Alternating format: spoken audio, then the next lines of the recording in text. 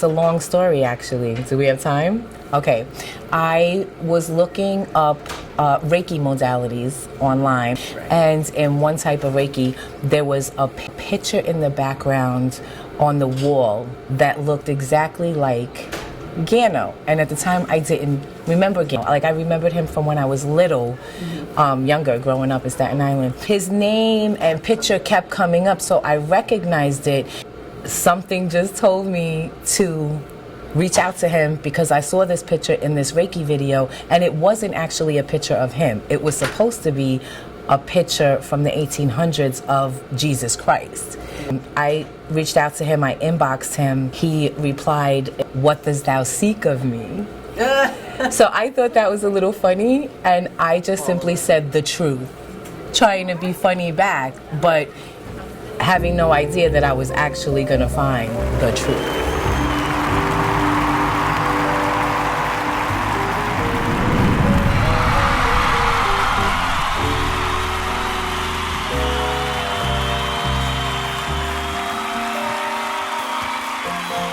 So the universe provides upgrades and updates on a regular. This is one of them. So when you allow yourself the opportunity to come to something such as this, that you can get more information about the inner workings of your world, it really does help to upgrade your consciousness. And every opportunity that you have to do that, take it. Because at the end of your life, you will be evaluated by how much of the opportunity you had to advance, and you will judge yourself by how much you did not take advantage of those opportunities. Okay? So the consciousness that you all have, human consciousness will generate the reality that you believe is true. The programmers of your media utilize this data regularly to make society whatever it is that they wish. Being enslaved is a conditionality of the human creation from many eons ago. This is the gift of free will. Lucifer could not perceive that far ahead that the Creator had planned for humans to become gods. And I will go very far into that a little bit later on. The consciousness is a major network of bustling activity that forms the events in your life. Multidimensional forms are all functioning at the same time. Learning how to manage this network sometimes takes many lifetimes. This is the reason why sometimes if you look at someone and they seem like they're spaced out or zoned out, have you ever seen that before? Don't be annoyed. They're functioning on other apertures of their consciousness. And that happens a lot when you look at them, they're literally doing something else somewhere else where they lived. In 2016, there were over 24 new drugs that came to the market, and they were aggressively advertised. How many of you watch TV and it's like another drug has come out? The institutionalization of and the fight for your consciousness starts very young. But also the deterioration of your body is something that they're looking to do by depopulating the planet. So they want to make as many people as sick as possible, as quickly as possible, but they want to make a lot of money on you trying to keep perfect health. That's one of the reasons why Dr. Sebi basically forced himself out of this world, and it's something you need to fight against. You know, designer sickness also is a new agenda to depopulate the planet. And there are advanced races of humans that have mastered not dying. On this planet, people still die. You have planets where people haven't died in millions of years. If you talk to some of them, they'll say, "You guys are still dying over there?" I'm going to talk about how death is formed and what it really is. A lot of you, well, I'm sure all of you know someone that has died, and you've had to struggle with the reality of a loved one or a friend crossing over. But a lot of people have a very strange perception about death. And I want to talk about that more, because the better you understand why death has to occur and what it is, it actually changes and improves your view of how you're able to live your life. None of you should grieve when someone dies. Did you know that?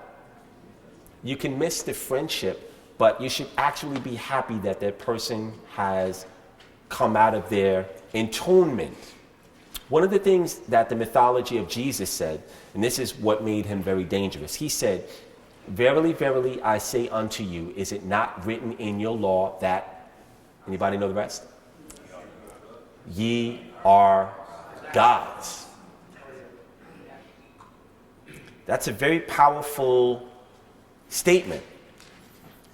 And that's one of the things that make whether you believe Jesus is or was real or not is irrelevant to the statement that it says he made. And that's one of the things that made him very dangerous. A lot of people postulate as gods, but they don't know what that really means. So when I go into Lucifer's story, I'm going to explain why that caused such a ruckus in the heavens. I can't believe it. What the? Wait a second. That nurse was right. I am handsome. Squidward, you're not handsome. You're a hunk! Well, you could be more handsome than before. Oh, so handsome! If that's even possible. A limousine?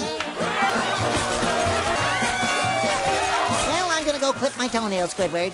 Don't forget to enjoy being handsome. Oh, don't worry. Huh? I'll better go greet the commoners. Good morning, my people. I'm sorry to have kept you waiting, but even I, strange as it seems, need my beauties. I guess I kept them waiting a little too long. No one ever said it'd be easy being so handsome, Squiddy. You'll just have to start getting used.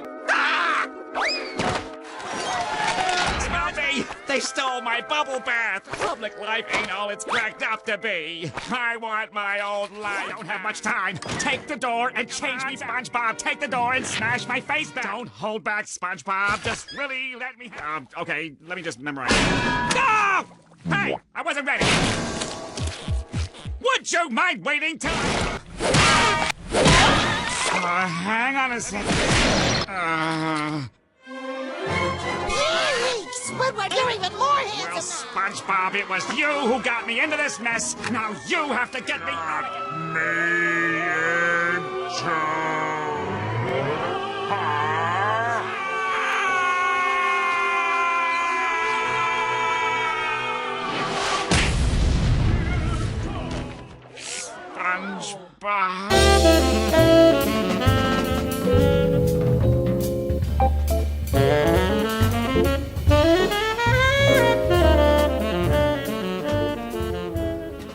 Someone volunteer to read this?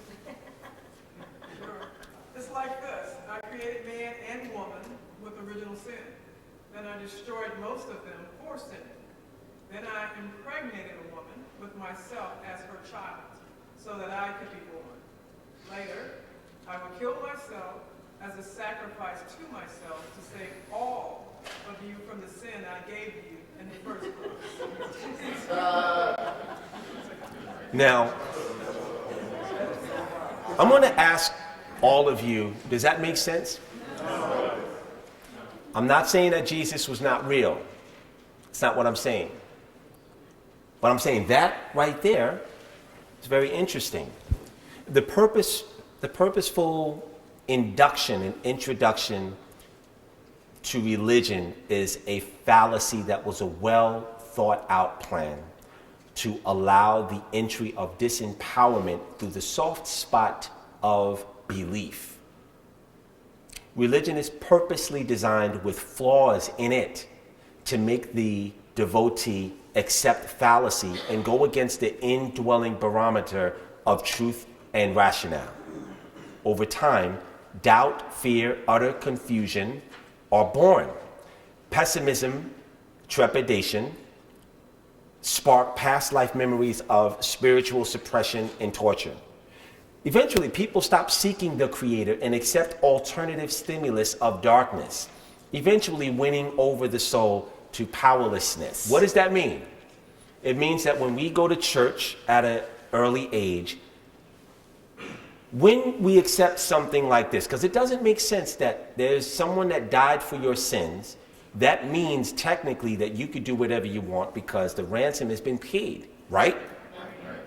So it doesn't make sense that you were born in sin. None of this actually makes sense, but this is pretty much what Christianity means.